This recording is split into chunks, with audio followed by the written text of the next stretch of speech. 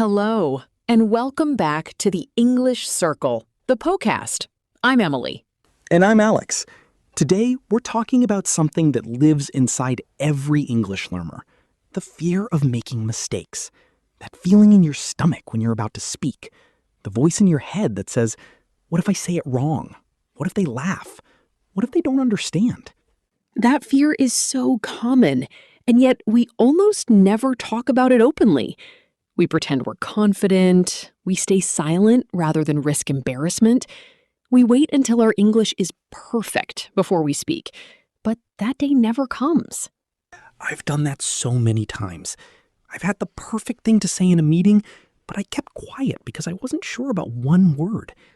Later, someone else said the same idea and got credit for it. I was so frustrated. With myself, not with them. Today, we're going to change your relationship with mistakes. You'll learn why mistakes are not just okay, they're essential for learning English. We'll give you the science, the mindset shift, and the practical strategies to embrace mistakes and speak more freely. Because the only real mistake is letting fear stop you from speaking at all. Let's learn to make mistakes on purpose. Alex, let's start by being honest. What does the fear of mistakes cost you? Missed opportunities, silence when I had something to say, stomach aches before meetings, feeling less intelligent than I actually am, and honestly, regret. So much regret for the things I didn't say. That's the hidden cost. Fear doesn't just make you uncomfortable, it holds you back. It keeps you smaller than you are. And here's the truth. The people who improve fastest are not the ones who make the fewest mistakes. They're the ones who make the most mistakes and learn from them. To shift your mindset from fear to growth, use the growth framework. It's a new way of thinking about errors. Growth. I want that. G. Give yourself permission. Mistakes are required, not optional. R. Recognize that errors are data. Each mistake teaches you something. O. Observe without judgment. Notice what happened without shaming yourself. W. Welcome discomfort. Growth happens outside your comfort zone. T. Track your progress. Celebrate when you make a mistake and recover. H. Help others by sharing. Your mistakes make you relatable. This is like a whole new operating system for my brain. The first step is the hardest. Give yourself explicit permission to make mistakes. But I was raised to avoid mistakes. That works for surgery and flying planes. For learning a language, it's the opposite. You need to make thousands of mistakes to become fluent. Permission phrases to say to yourself, it's okay if I make a mistake. That's how I learn. My goal today is progress, not perfection. I'd rather speak imperfectly than stay silent. Every mistake is a step forward. I'm going to write this on a sticky note for my desk. Second, see mistakes as information, not failure. Like a scientist? Exactly. A scientist doesn't cry when an experiment fails. They say, interesting. What does this tell me? Instead of, I'm so stupid. I said he go again. Try, I forgot the S on third person. I need to practice that pattern more. Instead of, I'll never get this right. Try, this mistake is showing me exactly what to study next. So every mistake is a free lesson from my brain? Third, observe your mistake without the shame spiral.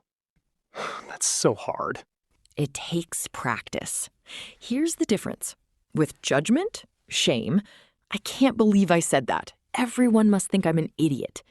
Without judgment, observation, I noticed I said she go instead of she goes. That's interesting. I'll practice that. The second one feels so much lighter. Fourth, welcome the feeling of discomfort. It means you're growing. Why would I welcome discomfort? Because comfort means you're not learning. If you're only saying things you know are perfect, you're not expanding. Growth feels awkward. Mantras for discomfort. This uncomfortable feeling is the feeling of learning. If I'm not making mistakes, I'm not trying hard enough. Discomfort is the price of progress. That reframes everything. Instead of I feel bad, I can say I'm growing. Fifth, track your mistakes and your recoveries. This builds confidence. How do I track mistakes? Keep a simple log. Today I forgot the word refrigerator. I said the cold box, and they understood. Success. I used the wrong preposition. Later I looked it up, and now I know it's interested in. Also track recoveries. I froze in a meeting, took a breath, and said, let me start that sentence again. I handled it well. Someone corrected me, and I said, thanks for telling me, instead of getting embarrassed. Seeing my progress in writing makes the fear smaller. Finally, share your mistakes with other learners. This helps everyone. But I'm embarrassed. When you share a mistake, two things happen. You realize it's not that big a deal. Other learners feel less alone. Phrases to share? I made a funny mistake today. I said I'm pregnant instead of I'm embarrassed. We all laughed. Anyone else struggle with prepositions? I still say in Monday sometimes. When someone else shares their mistake, I instantly feel closer to them. Alex, here's the neuroscience. When you make a mistake and then correct it, your brain creates a stronger memory than if you got it right the first time. Really? Yes, the emotional charge of the mistake, the little oh moment, signals your brain. This is important. Pay attention. So the error actually helps cement the correct version. So the embarrassing moments are literally rewiring my brain? Yes! Every mistake you notice and correct is a powerful learning event. Avoiding mistakes means avoiding your brain's best learning mechanism. Let's practice reframing. Alex, tell me a recent mistake you made in English. Last week, I told a colleague I'm boring when I meant I'm bored. He looked confused and then laughed. Okay, let's apply growth. G, permission. It's okay. Mistakes are part of learning. R, data. I mixed up ing and ed adjectives. That's a common pattern for learners. O, observe without judgment. I noticed the confusion and corrected myself. That's progress. W, welcome discomfort. It felt awkward, but I survived, and I'll remember the difference now. T, track. I'll write this in my log. I now know I'm bored, feeling, versus I'm boring, personality. H, help others. I'll share this with my language partner so they don't make the same mistake.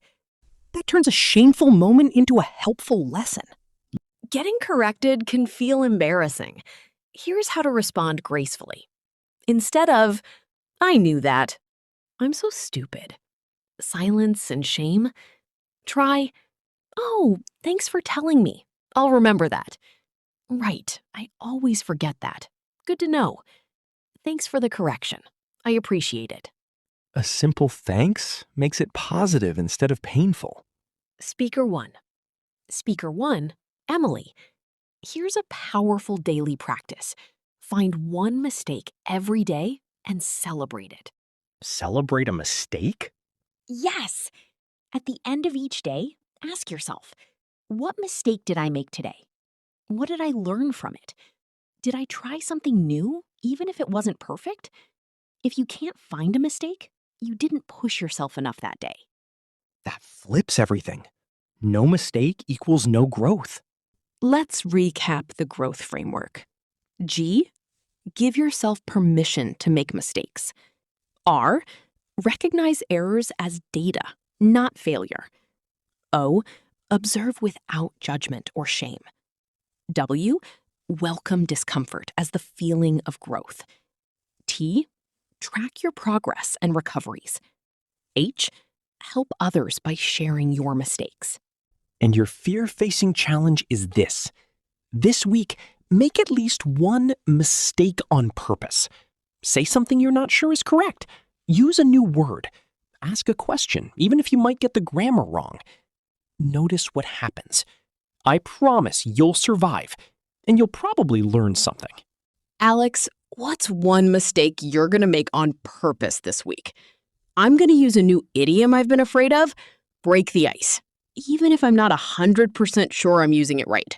Yes. Listeners, now it's your turn. In the comments, share a mistake you made recently that taught you something, or share a funny mistake story. Let's normalize mistakes together. If this episode helps you stop fearing mistakes, share it with a friend who needs permission to be imperfect. Subscribe to the English Circle for more episodes that help you grow, not just study. Remember, fluency isn't about being perfect, it's about being willing to be imperfect, again and again. Make mistakes bravely, and we'll see you next time.